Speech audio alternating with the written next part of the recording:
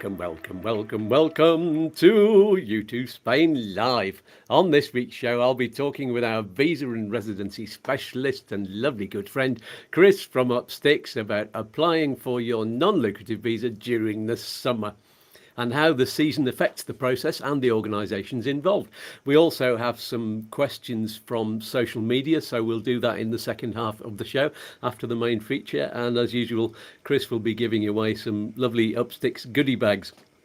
And the people who won them on the last show haven't got in touch, so if you can do that, if you know who you are, maybe we'll try and find out from Chris who those people are and see if you're on the live chat. Anyway, you can ask questions now for today's show on the live chat or in the comments below if you're watching afterwards, because you are a part of this too. You are very welcome to YouTooSpain. Let's have that theme tune. Here we go.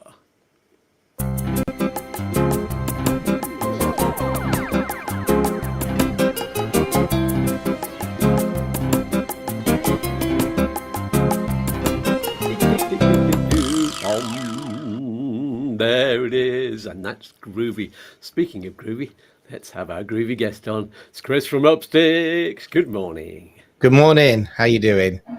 Oh, a little bit tired. I had a gig last night, and it was absolutely fantastic. Down in Torrox Pueblo. So I'd like to say hello to everybody at Bar Las Niñas, and thanks for coming out last night. It was great. You had a full crowd out there in a little plaza right in the middle. It's a really strange place to get to. You have to drive kind of the only way in from here is you come to a roundabout which is more or less level with the middle of the pueblo, and then you turn left and you've got to go all the way around and through this little one-way system and through some traffic lights and go in, and you get down to this little dead-end plaza at the end. And but it's a lovely place to sit and a lovely place to play as well.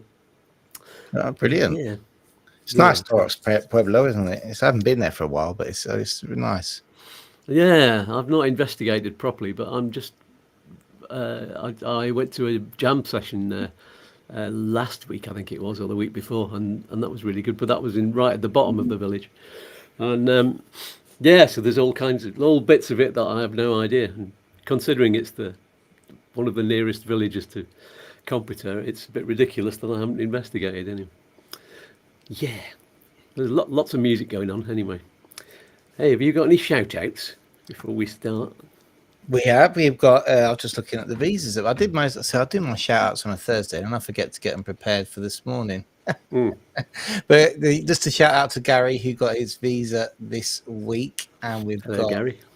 We've got I'm going to plug myself already here now. I've got a big video coming out today. Oh, yes. What's that one? Oh, it's a big surprise. It's about the duration of the NLV and changes in the new law. So look at that. Look at it. It's going to go viral. It's going to get me to 5,000 subs. Excellent. On its own. That'd be brilliant. When's it coming out? What time? This afternoon, hopefully. I've just got a bit of editing and tinkering to do with it, and it's only 5 minutes, but yeah, you watch it. Fabulous. Okay, let's have a look, see who's on the live chat. We've got Donald McKenzie. Morning, the sun is shining in Glenfarg. Yahoo! Sorry about my Scottish accent there, it's probably nothing like yours. And Paul Cook says, good morning. Alan McAfee.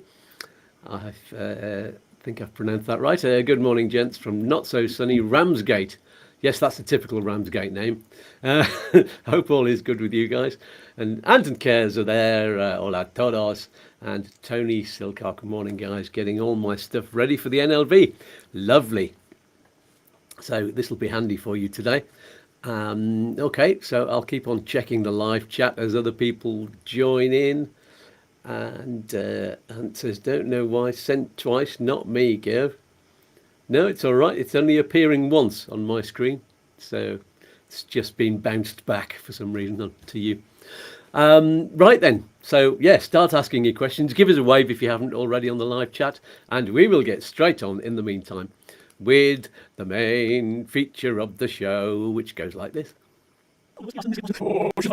It's the main feature of the show. The topics in the title. Woo! Yes, indeed. The topic is in the title. And so, Chris, let's break down this topic into two parts of the visa process. Stage one, of course, is applying for the visa at the consulate or BLS office in the case of UK applicants. And stage two is applying for residency once you arrive in Spain. So, stage one. You were telling me the other day that BLS don't seem to be too affected in terms of number of appointments available, certainly in the summer.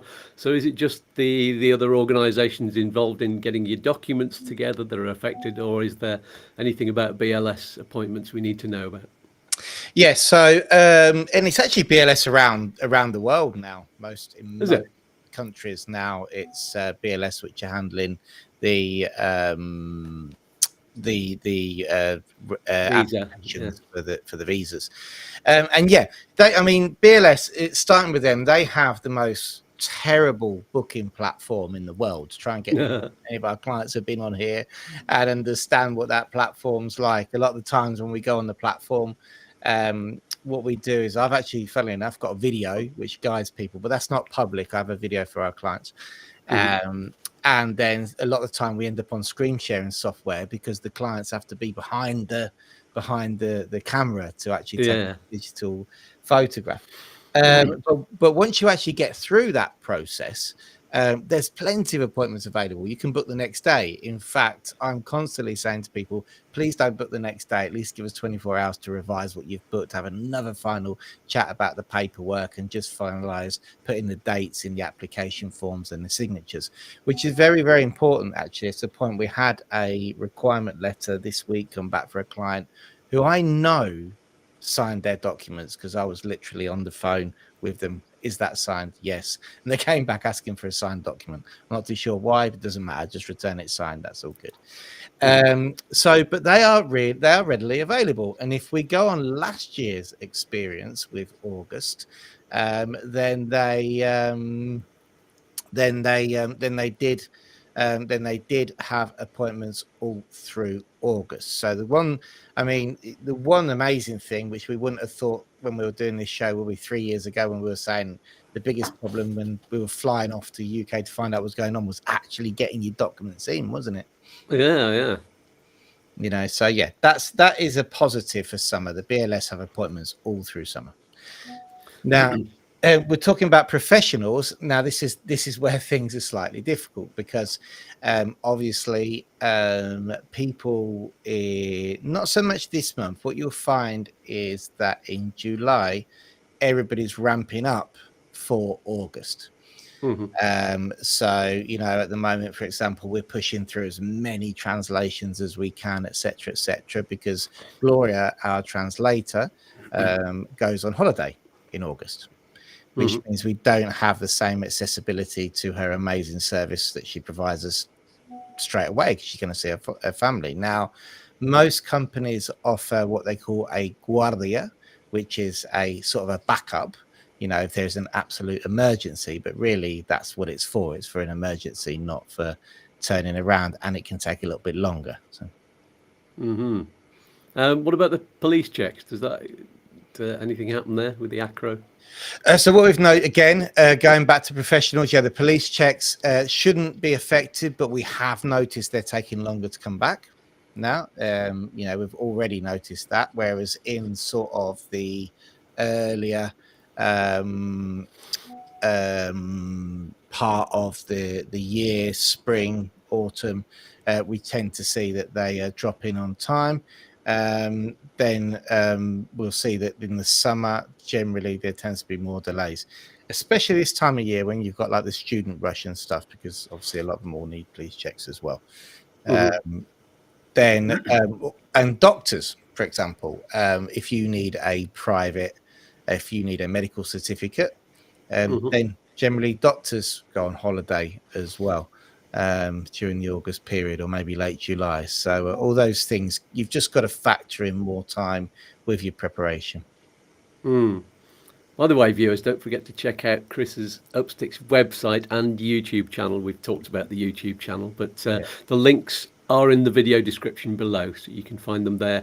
And of course, there's lots of articles on his website and my website that is a lot very similar because I've copied some of them from yours. A copy away. It's good. Just for accuracy.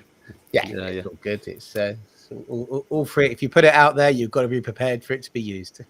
Yeah, absolutely. And of course, there are lots of videos on the YouTube channel to help you out. And there's the live update every Thursday evening at 6 o'clock Spanish time in the evening. And that's lots of fun as well as being informative. And all being well, I'll be on the show next week with something to report. So that's I'm really pleased how that's going, to be honest. I'm on 74 this week. And it's sort of found a structure, and we're getting at least between 10 and 20 people regularly actually on the live, and about 300 views on each live overall. So we've structured it now into 4 different sections, quite funny ones. I've got one that's called Jane Says, because Jane's always got something to say during the week. Okay, so I've got to get a point across there from Jane, because she works in a set different section to me, so it's better just me. And we're going to have a new section as well coming up. So it'd be great if you could be on this week. Yeah. Looking forward to it. I've not been on it since very early on, no. Yeah. Yeah. And also, you may have noticed, people, that there's a QR code in the corner as well. There's a super link in the video description below. I don't know many people who've gone on the super link, but there's loads of information on there and contacts and everything. And if you've learned something of value to you today, or if you've been entertained, then use those links to donate a cup of coffee, or 3 or 5. Look, I'm tired today, and so's Chris. Get the coffee on. I shouldn't be tired. I've slept so well. I was literally in bed at like 10 o'clock. Well, I think a bit. I was watching a film with the family, and then I was like, I was about time. and I woke up at 7:30, so I've had a good 8 hours sleep, and I'm absolutely shattered. I don't know what's probably why. That happens. That happens. Well, happens to Liz a lot. She has a full night's sleep, which doesn't happen very often. She just ends up more tired the next day. Yeah, because I think you realise how much you've missed. Yeah, you're not quite caught up. Anyway, so get the coffee in, and however many coffees you buy is whatever you think today's show is worth to you. So 3 million, and there you go. Let's just check on the live chat, because I know there's loads of messages coming in there. E9 Hug says, morning Scats and Chris, just had our email from Chris to start our first renewal process. Wow, where did that year go? Anyway, sat on the terrace here in Campasol, nursing a broken left leg that he puts down in there. You got my email then. I sent that purposely yesterday because I've got my tasks open, and I went, I'm definitely going to give you some work this weekend. Start filling out forms for me. Yeah, brilliant. And Nancy Coulson Drain, it's a long name, isn't it? Hope I'm reading that right. Sun shining, but tad windy in Wittering. Windy in Wittering. That sounds like an Enid Blyton book. As in Cambridgeshire, we'll be contacting Chris later in the year. 12 months until early retirement. Marvellous. No Wittering as well. Lovely. Oh yeah, it's not far from Peterborough then, is it? No, not at all.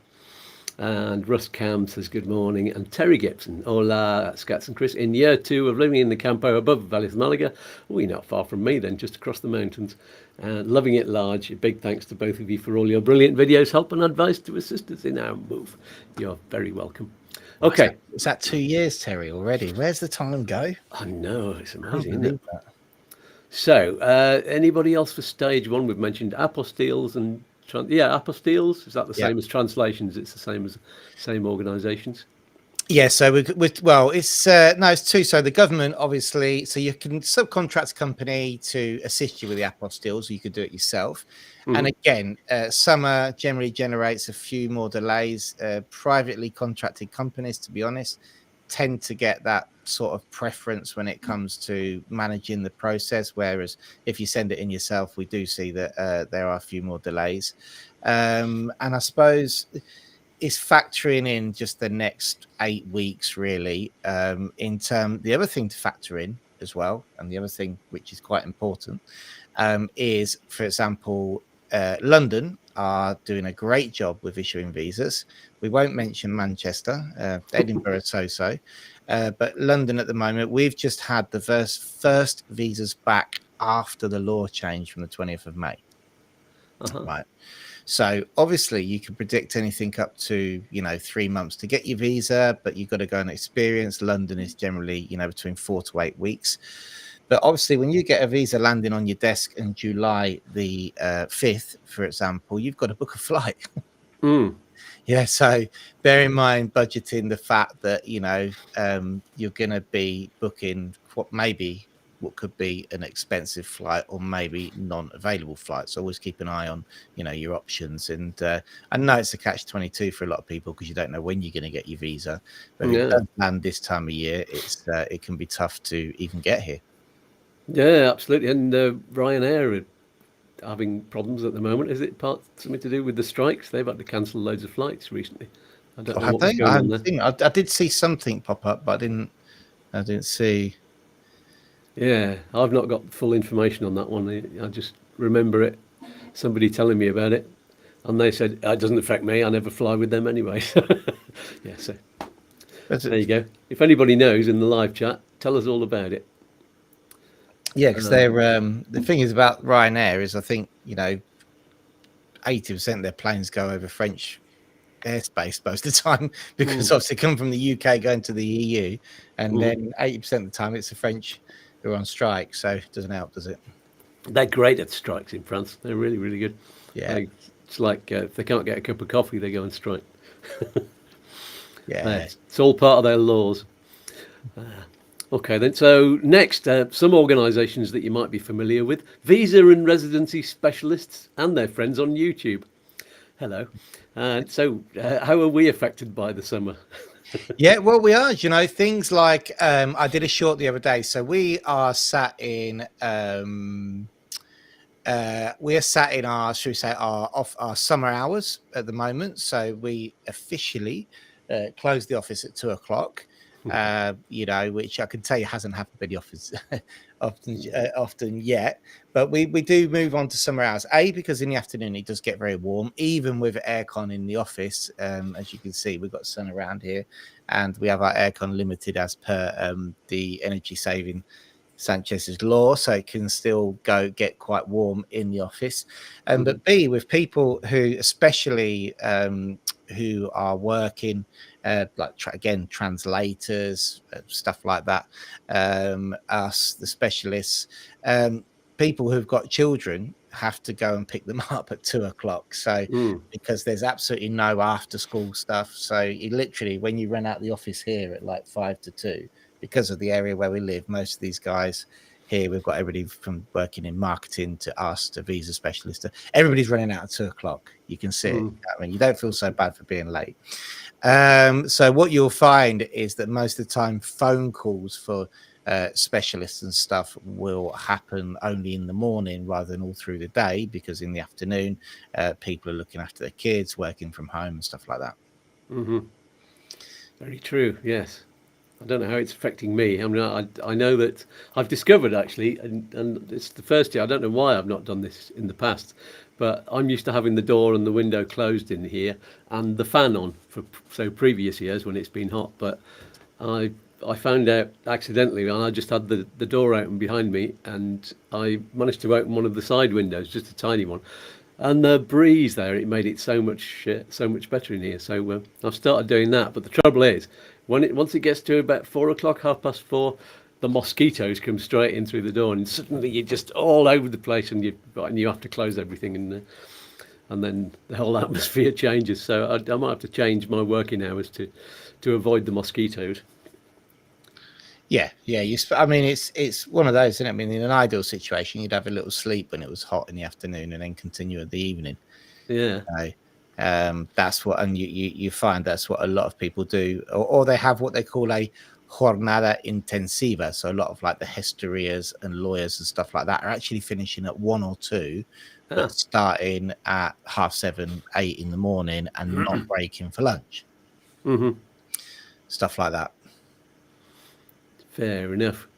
So apart from that, it's just the madness of coping with the heat, and it has been extra hot. I put out my video this week it's all about the heat wave in response to lots of different responses online. You've got on the one hand, there's the extreme media articles saying that, you know, people are dying. And on the other hand, people are saying, it's just Spain. It's absolutely normal temperatures for the time of year. And it's actually not. It is definitely a heat wave.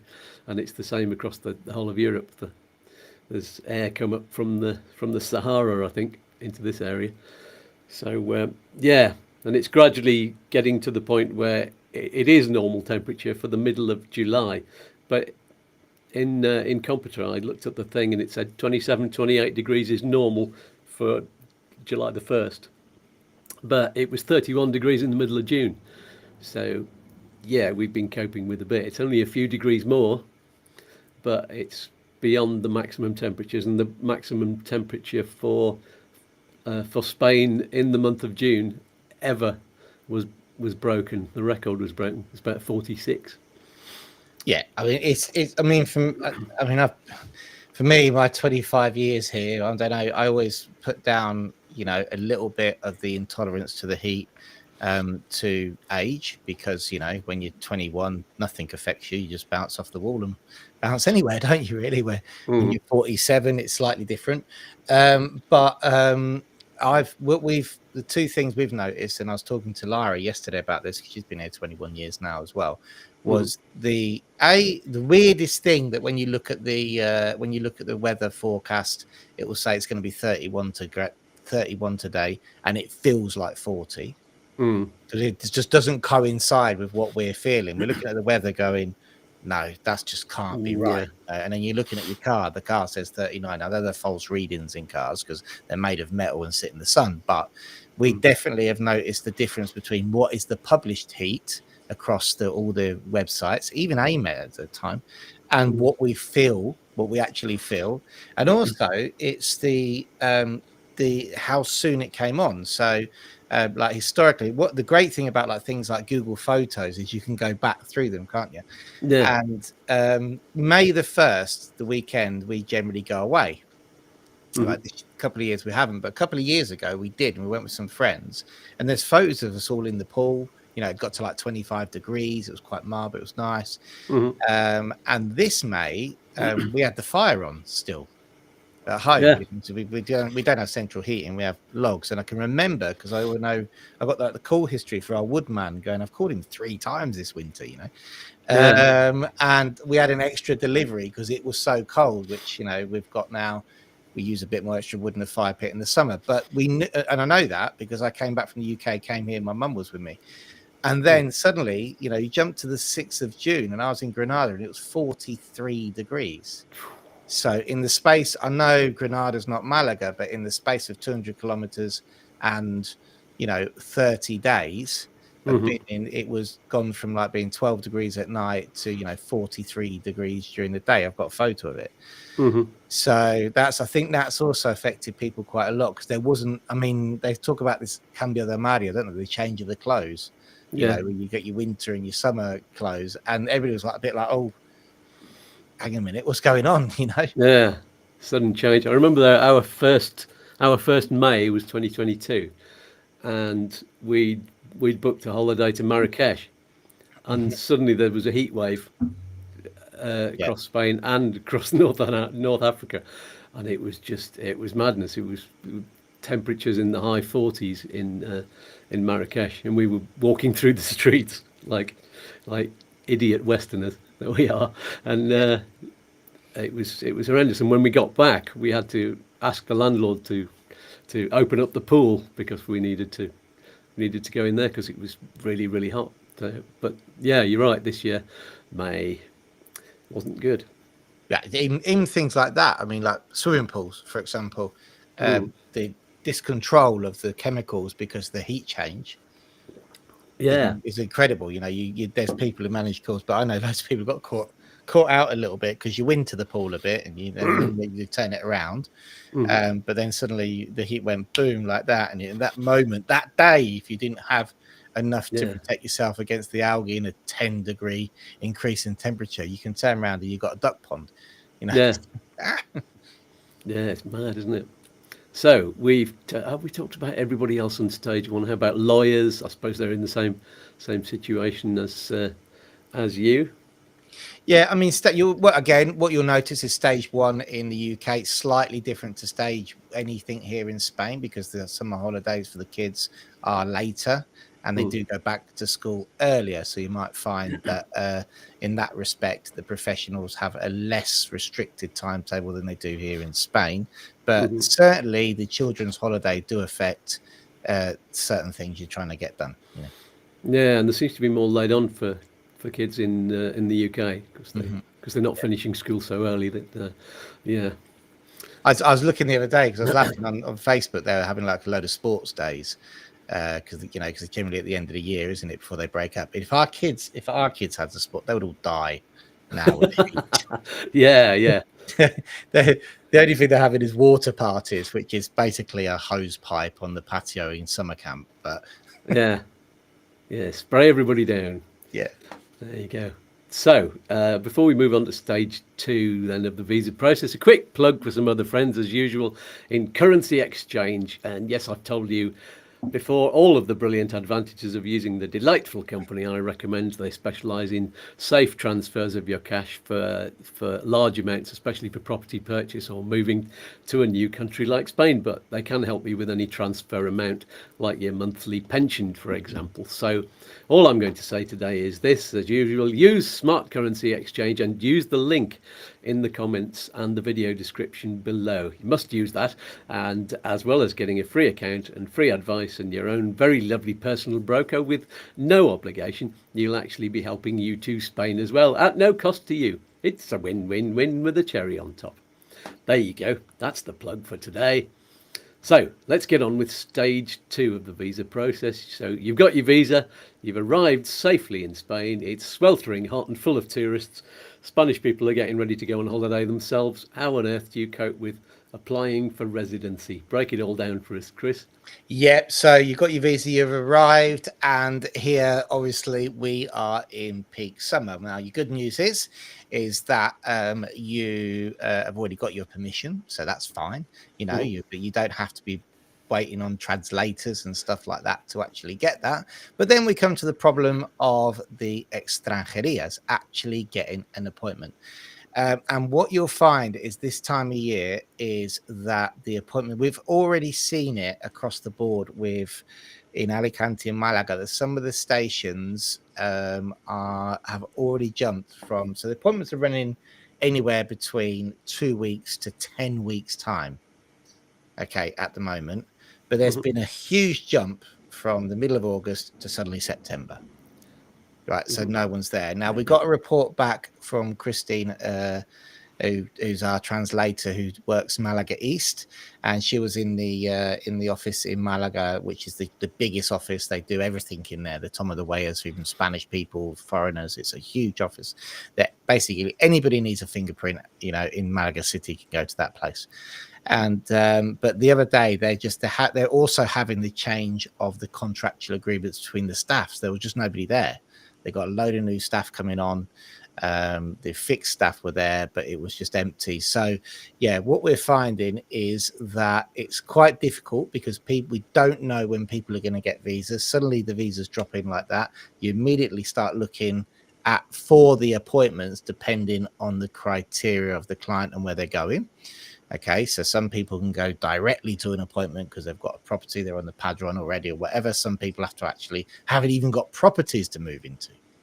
You know, they're just coming over, going to find somewhere. Depending on the area, they might need more documents to go to their appointment.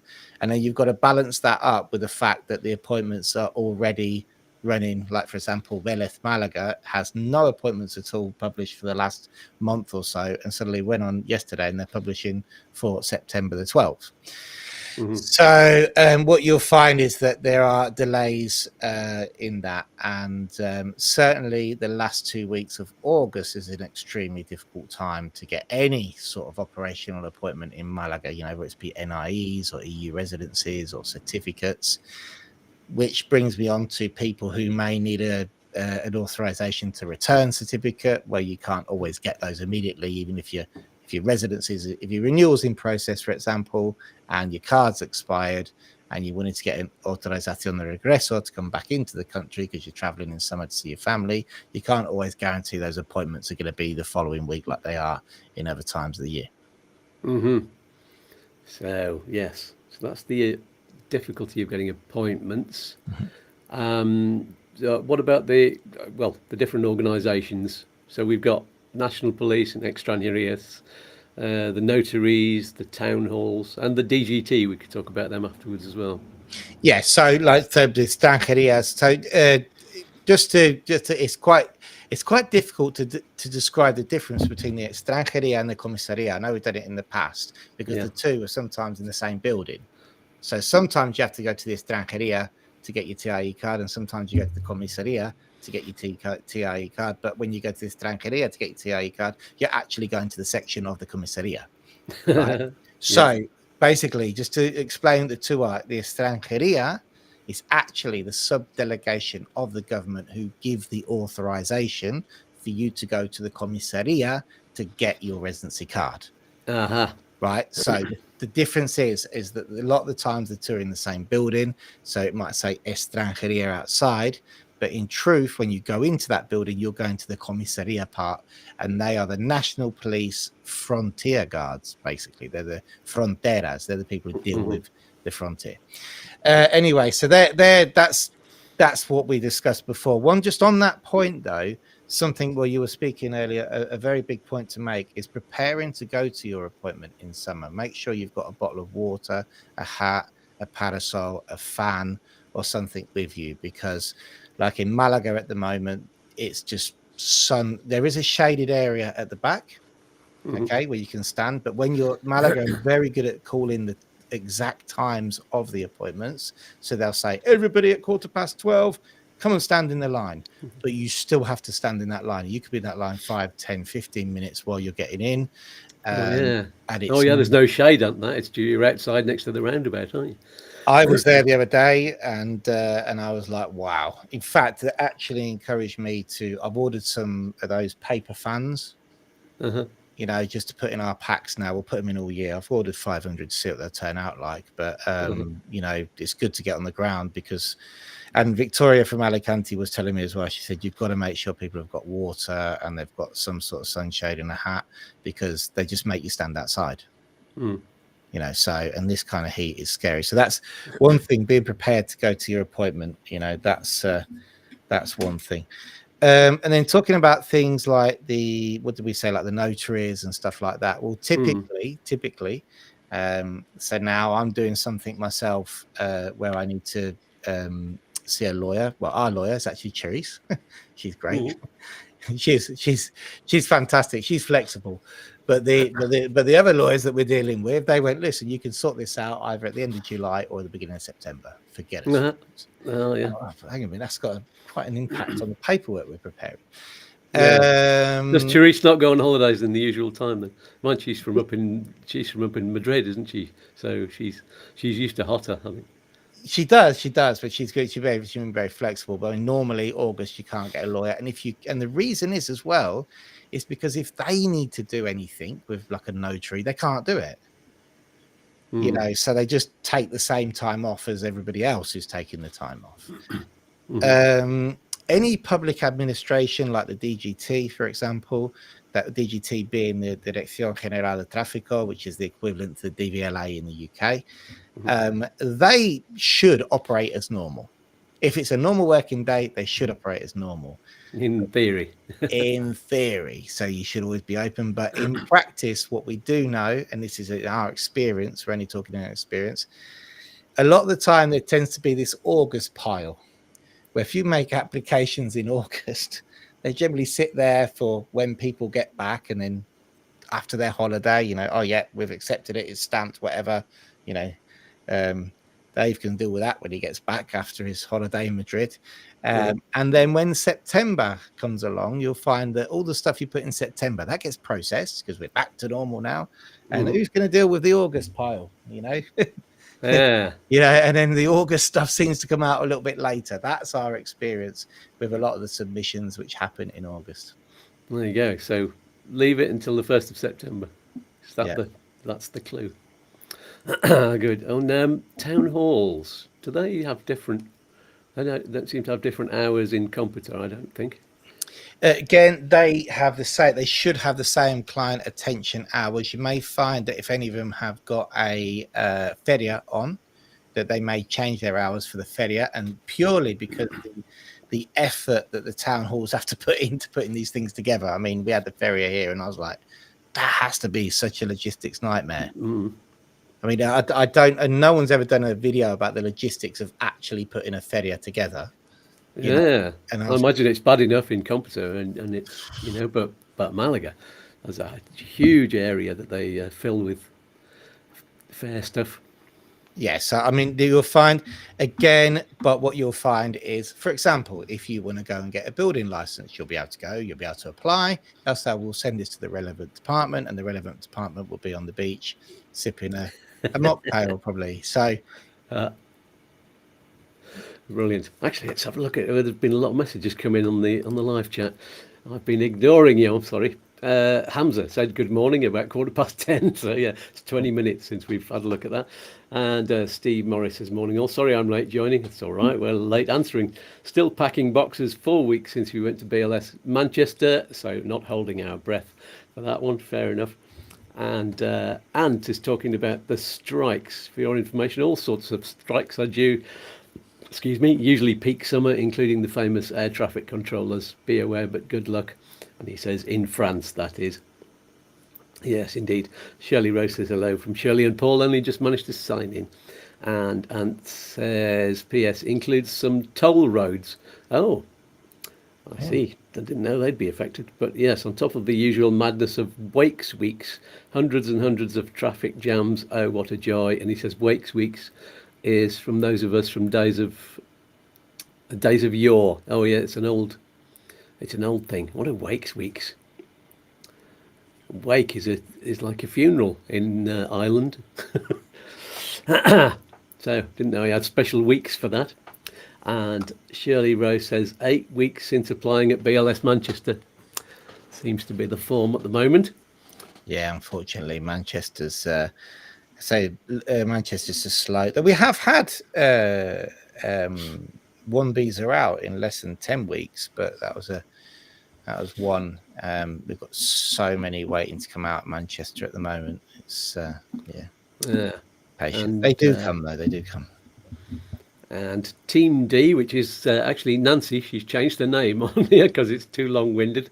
And yes, is there any update on the proposed new housing tax? No, there's nothing. I don't even know if they're discussing it in Parliament at the moment. And the way it's going for Sanchez, he's not going to be Prime Minister for very long anyway. So we'll see what happens with that. Adrian Robinson says, morning, can you clarify what is happening with the need for 12 months average bank balance and statements?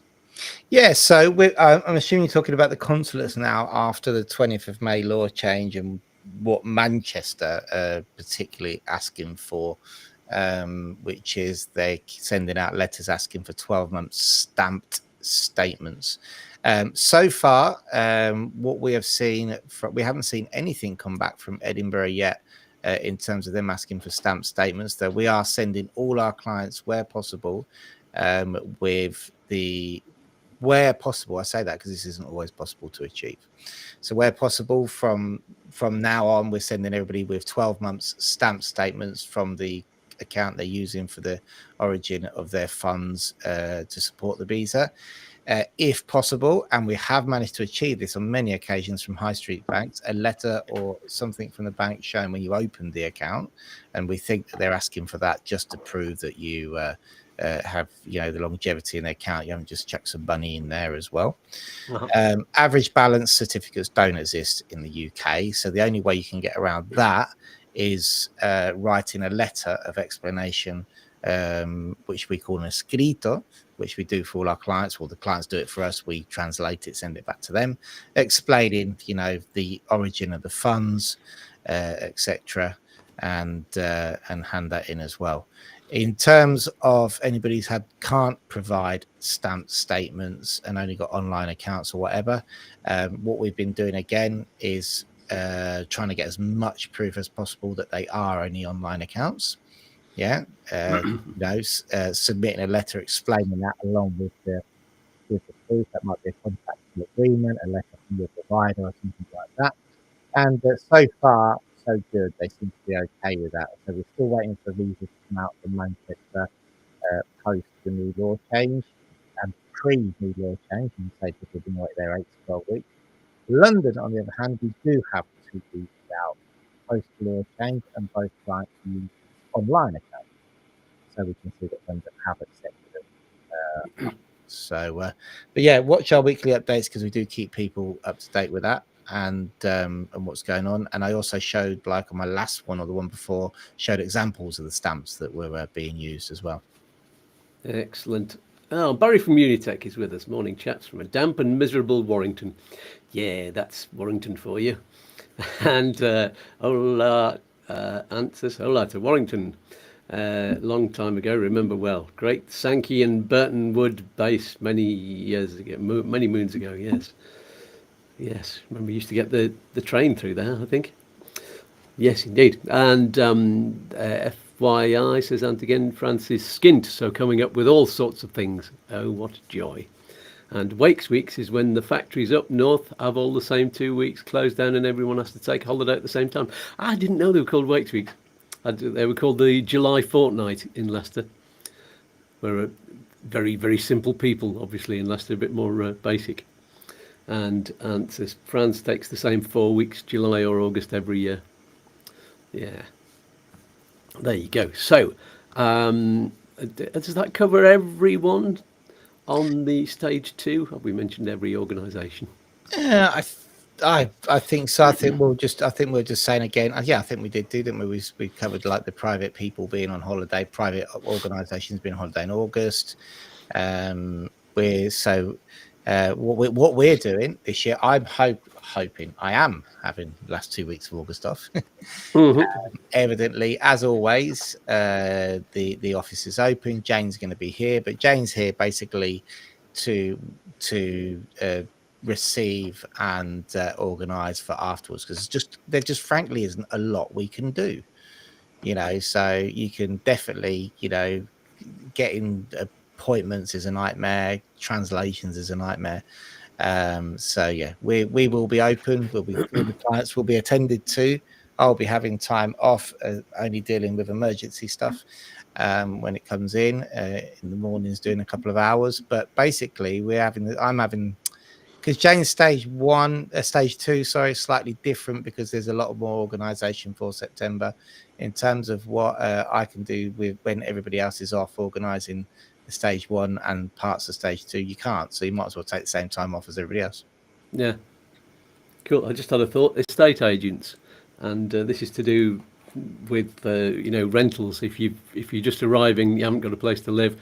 If you're looking for you'll need a more long-term rental to get to get on the padron at the town hall, presumably. So, and that's not easy when you're in the middle of the tourist season. Although there's a chance that it might get easier in the future as they cut down on the number of short-term rental properties that are allowed to have licenses for that. So maybe there'll be more long-term rentals happen in the future, but it might be a couple of years before that sort of trickles down because they're taking ages to stop those licenses, the short-term rental licenses. I think it's 2028 in Barcelona by the time they've got rid of all of them. Yeah. And I think they're doing something like that in Malaga as well, but I don't know if they've got a time limit on it.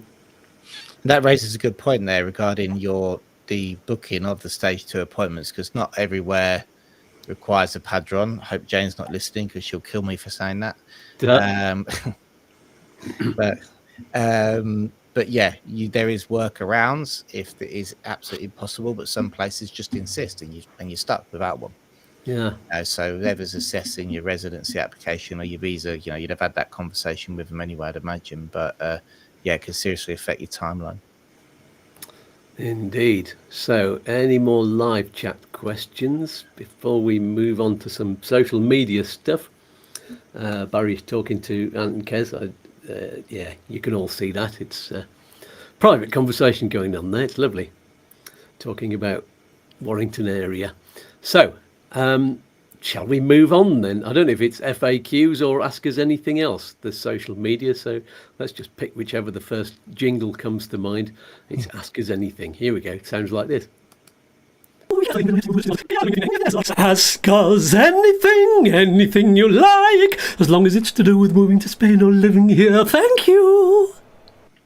Thank you. So we had one question. This was about family reunification. And where is it? Let's get it captured on the screen for you. This came up on, I think, the YouTooSpain community group. It says, hello, if I want my spouse, we're married, to come across to Spain under EU law, because one of them is EU. Are there any income requirements for me, such as previous pay slips? I am a Dutch citizen moving to Spain. Thank you for your clear and informative video. Yes, it was on the... Oh no, this was on YouTube. Yes, it was underneath one of the videos. Absolutely. So I think what we're talking about here is stage 2 EU family members. So I love it. Now, this is our... It's quite funny, actually, because we break down stage 1 and stage 2 in the office because that's our internal structure and how it seems to be easy to explain to clients. And now I hear like people talking about it because we've talked about it so much. It's brilliant that it's sort of the thing. But yeah, stage 2 means the application, obviously, to the subdelegation of the government, because I'm assuming that the Dutch citizen is already a resident here in Spain. And that's why they want their spouse to come along. Although it just says, I am a Dutch citizen moving to Spain. So, okay. So that means you've got to, first of all, obviously, you've got to get your residency, which means proving that you've got somewhere to live, padron, funds to support yourself and your healthcare, which obviously the funds to support yourself, a lot of the time, very much depend on the region which you're going to be moving to. So, for example, in Alicante, a lot more stricter on using having longevity in a bank account in Spain and showing income going into the account. Whereas here in Malaga, for example, you can open an account, drop around 7 or 8 grand in it, go to your residency appointment and get your EU residency. That's it. Great. But you can't always, because the management of the stage 1, getting the EU residency, is done by the Comisaría, and the approval is granted by the Extranjería, you can't always bet that they will take the same proof and documentation to approve the EU family member, which they're given permission to, for residency. Yeah, so if you remember, like if you're an EU citizen, then you've actually got the right to be here. All you're doing is registering as a resident, whereas the government have to grant permission to your spouse. And that changes again, depending on the area you are. So, for example, Dutch pay slips, if you're working for a Dutch company, it depends what your situation is when you're going to be here, because if you're working for a Dutch company, you're going to have to prove that you can remote work. Some places will insist that they actually have a sucursal, they call it in Spain, or some, if you're working with a company which actually has offices here in Spain, contractual agreements, etc. But yeah, definitely you're gonna have to prove the source of your income. Remember that any income which comes in a different language should have to be translated. We know that on an EU platform, both the Extranjería and the commissarias like to see Spanish accounts being funded and money going into them, and the proof of the origin of those funds. Okay, great. Just one thing to note on that, and this may not be the case of this because this is a Dutch citizen, but for the UK, here in Malaga now, for EU family members working on a base of maybe even income or funds, they have a slightly more difficult time, because obviously you've got 90 days, or within the Schengen time zone, permitted time for the third country national to apply, so they should never really overstay. Their application can go in, they can stay until they get approved. But here in Malaga, they're asking for a full year's bank account statements, proving that you've got the funds in whichever way you are proving it, passive income savings. And if they're from the UK, they have to be notarized, apostilled, and translated. Good to know. Okay, so hope that's answered your question. I think That's with Malaga at the moment. All right, great. That was from Florence, I think. Lovely name. And let's just check. Jude had a question. Is there a form to have returned passport at Manchester? Oh, you mean to actually go back and get your passport from them if you need it during the, yeah. What you can do now, what we've had, we never recommend this. Never. There's so many problems with people getting their passports back. And then, we actually had a client who went in to get their passport back because they had a wedding to go to, or they said they had a wedding to go to. The guy who behind the counter didn't believe them, gave them so much hassle and told them this will stop your application until you come back with your passport. Scared them that much, they turned around and left passports there. Wow. That's how much they were scared. And I was like, wow, is that your experience? Yeah, it was horrible. That was exact words. So yeah, you can, right? So they can't, they require that they have your passport to facilitate their process of getting the visa. I'm pretty sure that in the depths of law they can't legally retain your passport. You voluntarily hand it over to them to process what they need to process. So if you want it back, you can visit the consulate and request that you get it back, and there is a form you have to fill out there at the consulate. Is it advisable if you really don't need to? Then yeah, I think in experience it's a good idea to leave the passport with them. Okay. Alan McAfee says, from the start of process of NLV to the final 5 years receiving a TIE, including change of driving license, how many passport photos do you think I'll need? 4 or 8? Oh, that's a good question, isn't it? So for the initial application at the BLS office, in theory, you don't have to take a passport photo with you because they do digital photos. That said, we always advise that you take one in case their platform isn't working. I have to say that this year it has worked every single day. So we're considering stopping that advice because no one this year has had to use one, but belts and braces. When you come to Spain, you will need a carnet size passport photo for your initial TIE card. But then the most important thing to remember is that when you go through the renewal process, which will be 2 more cards, okay, you need to have a new passport new photo for every single card because law dictates that the photo can't be more than 6 months old. Okay, now what happens practically on the ground? We tell everybody to bring a new photo, a new one, not the same as the old one, because they will see it's the same photo when you go to the appointment. That's the same ones you brought last time. On the ground, sometimes we've had it where they've looked at people, they made a joke of it and gone, oh, he's got younger. We're not changing the photo. Don't worry about it. We're not changing it. We're not going to bother. We keep the same photo. You've got longer. Spain's doing well for you. Which then is quite frustrating for us because we're insistent that people take it because that's what we have to do. Damn well the day they don't, they're going to ask for one. So when the police make a sort of a joke about it, no, we're not going to bother taking it because you look younger. We're like, that's really nice. But, but yeah, so you will have, to answer your question, three passports. The first concession, the 2 renewals, but you can't get them now. You'd have to do them with a relevant timeline. Okay. Good stuff. Okay, so that's all on the live chat. Let's go to, yes, you'll enjoy this, Chris. Something happened with the CAB, and you sent me this one. Where did this come up? Was this on Facebook somewhere? Yeah, so this was on the CAB Facebook. I think it was on the Facebook group. I don't know because I've sort of not allowed in the group, or I haven't been taken out of the group. And it was, I think it was a member of the group. I don't think it was a member of CAB themselves. No, it says rising contributor. So that's somebody who regularly who's contributed comments and posts. Yeah. One thing I noticed, basically said, the 1st of July, Spain's Extranjerías has indeed rolled out an enhanced digital service for renewals they're talking about withdrawal agreement here, I believe. Here's a quick breakdown of what's changed. And then there's digital submissions, photos and biometric handling, and provisional validity.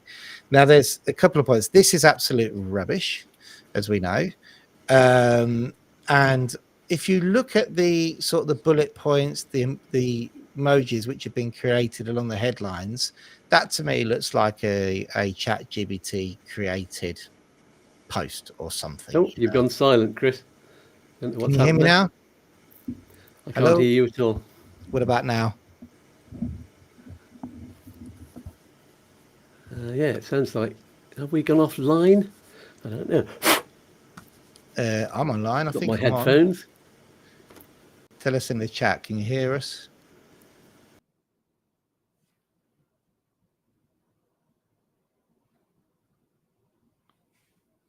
Testing. I bet everybody could carry on hearing you. Carry on then. Yeah, so to me, it actually looks like it's been created by something like ChatGPT. You can just see the relevant, the emojis, next to it, which ChatGPT generally does. But yeah, that post was swiftly taken down and an apology was issued, wasn't it? I think that's it here. Is that the other one? Let's just, I'll put that up there. So replace with number 1. Is that one? Yes.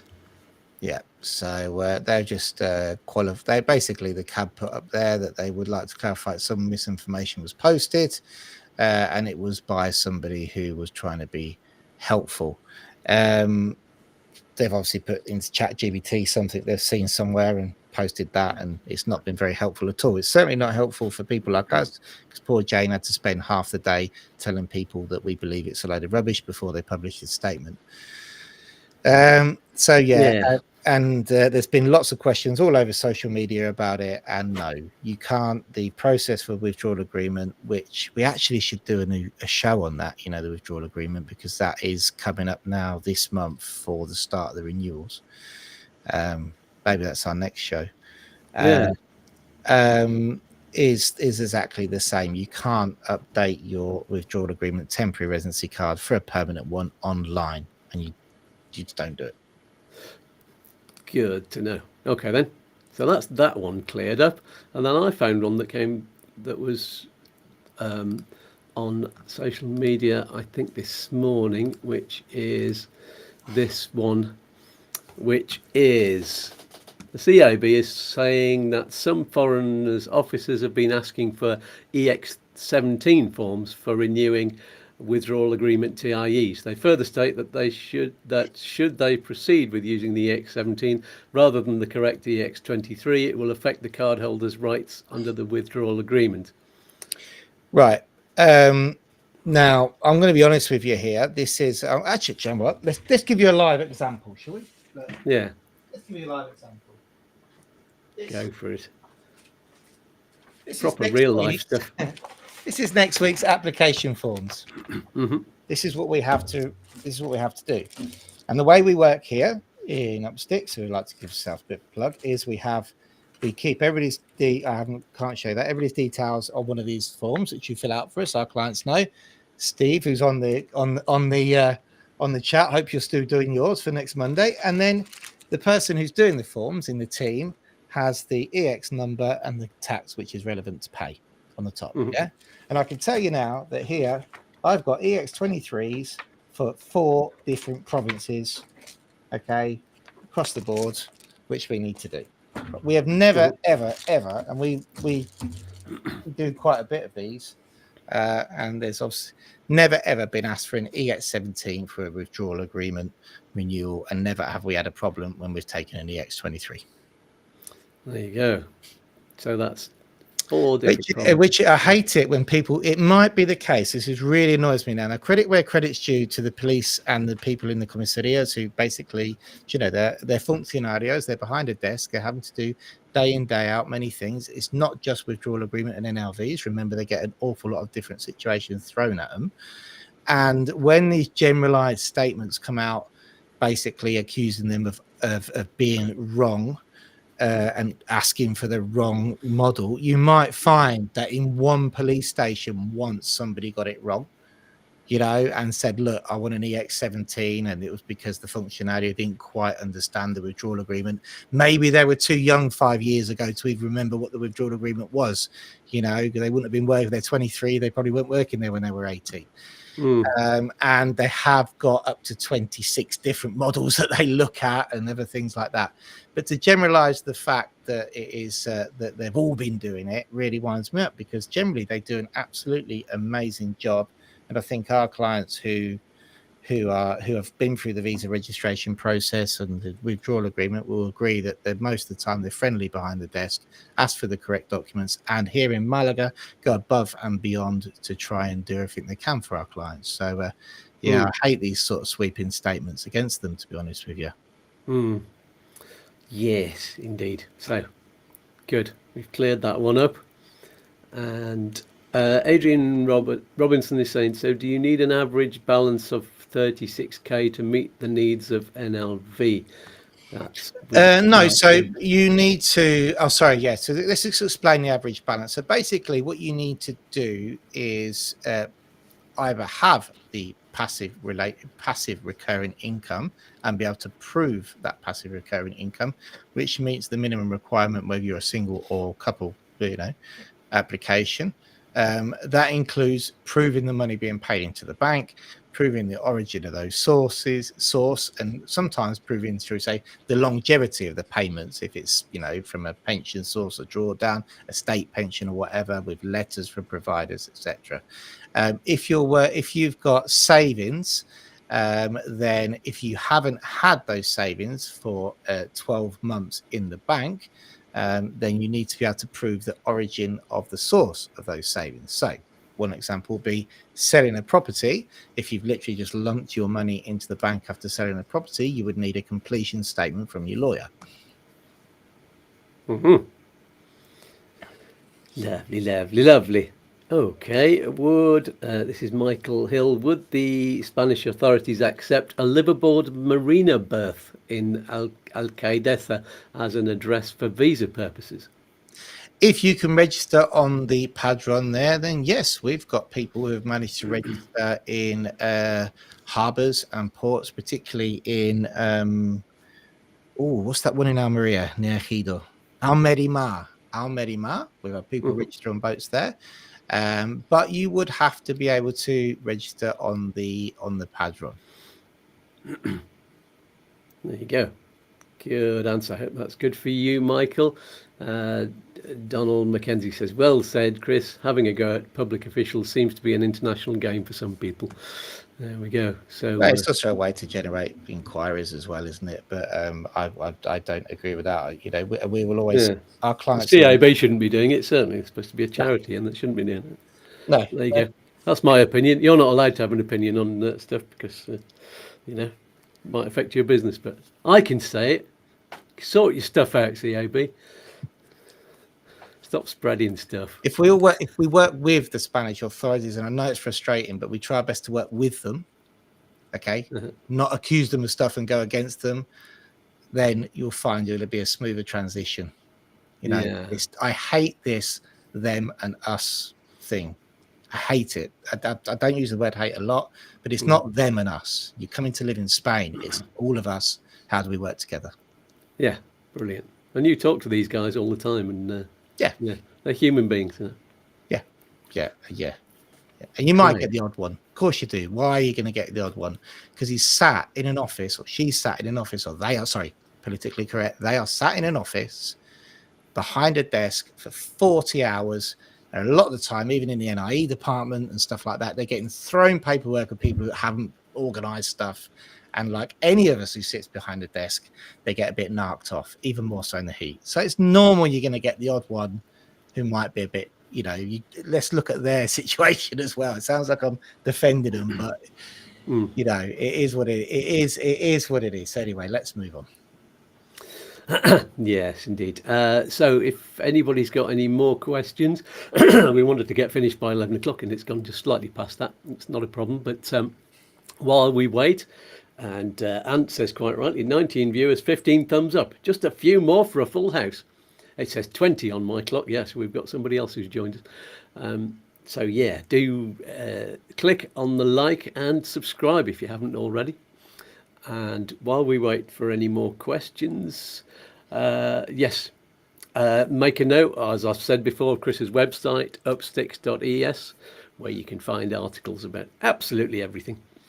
And yes, so we're not going to do the usual argument today because we're keeping it short. Frank Sinatra says, start spreading the news. Well, that's what Ant says. Frank Sinatra says. He did indeed. Adrian says, okay, so our money is in high interest savings account. That's so proving savings, is that? It's an online platform. Is that okay? What kind of...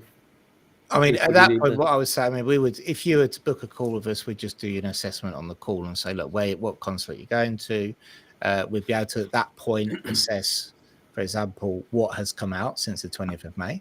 So we're still waiting for visas. So the way to assess whether this is right and whether you can use these accounts is to, like, has someone used one in the past and what consulate they're going to? So evidently we just had a law change. So as visas are coming out, we backtrack and look at what people have presented and use that as a platform of experience moving forward. So yeah, I don't think you're going to have a problem, because if you've got the funds, if you've got the cash, you shouldn't have a problem getting the visa. It's the structuring on what you need to present depending on the consulate you're going to, and that's what we talk about on our calls, and that's the service we offer when we people contractors, give them the best options to present their finances. In some cases, it's okay, you have to move it into a different account, get verified documents. In other consulates, we look and go, oh, actually, that's been previously approved. Alan McAfee says online savings usually has a section to print out statement. That's handy to know. Yeah. And does it matter if do you need to have an account if it's a long-term high-interest savings account? Do they need to know that you can get the money out instantly if you need to? Absolutely. Yeah. You can't, you need to be able to, it used to be a lot more flexible. Now you need to be able to prove that not only you've just got the money, that you've got the money accessible to be able to live your life. Because if not, you'd have to have a subsequent proof of, all right, well, that's there tied up till 3 months after you've planned to get your visa. But how are you going to pay for your tapas on the beach during that time, And let's get rid of that one now. And Ant was asking whether Barry has ever collected his raffle prize, and Barry's saying not yet. Things were put on hold when Scats got poorly, but hopefully I'll get around to the road trip at some point, if only to escape the weather here, and looking forward to a free meal. Absolutely. And there was somebody else as well, wasn't there?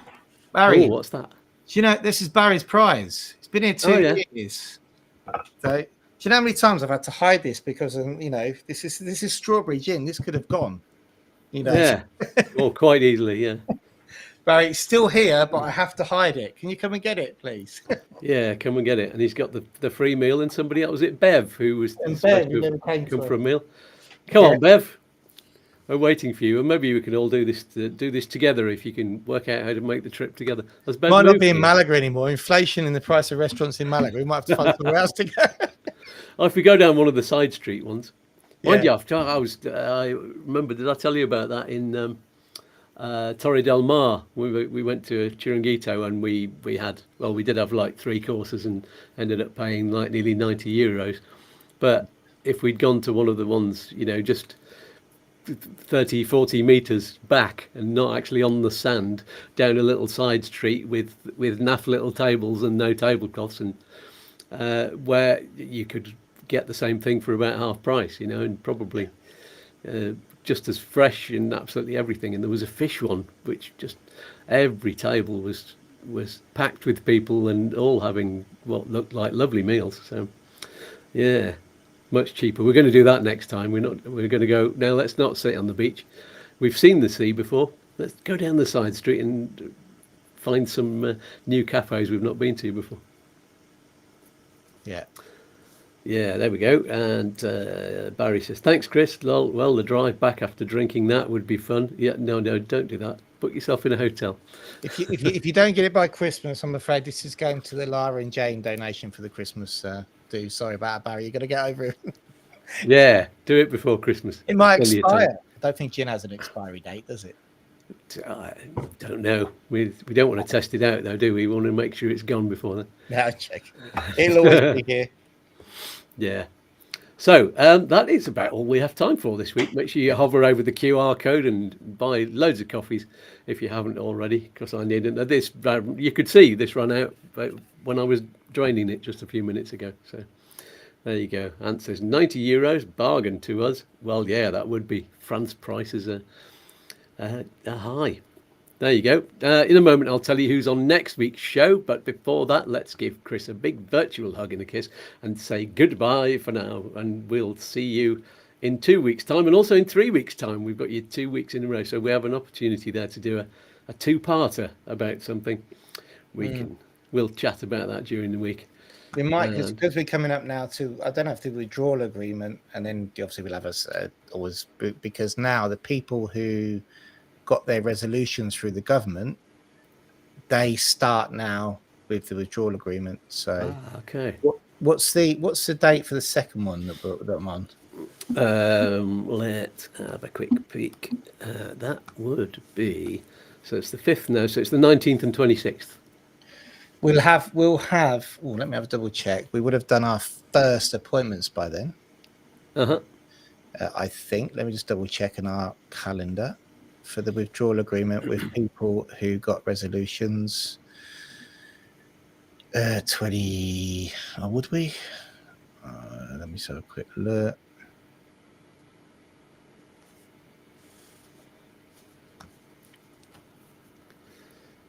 Like that. It's the longest we've gone silent. I think so. Yeah. Like, oh, peace and quiet. Yeah, I think by that point we would have had some withdrawal agreement people go through. But if not, we could probably do that for the second one, because then we're going to know So just to explain, it's the people who got their permission through the Extranjería, didn't have the green card. They start after the law change. So once old Boris said there's going to be no more extensions to the withdrawal agreement, Spanish went, well, you're going to have to apply with us now. You can't just exchange your card and do it this Extranjerías. Those people are coming up for renewal, and there's about 35,000 across Spain.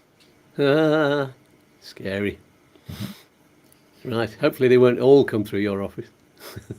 Yeah, come through. No, but I mean, and that's spread over the time that the resolutions came in, which I imagine would be from July all the way 6 months next year, probably, when people are applying super late. But yeah, it's going to be an interesting time, because there's still on certain websites people saying that you can apply 30 or 60 days before, when you can't. You have to wait for your card to expire. Yes, I've seen that. And there's no need for there's no need for funding, healthcare, stuff like that. And anyway, we can go into all of that in that show.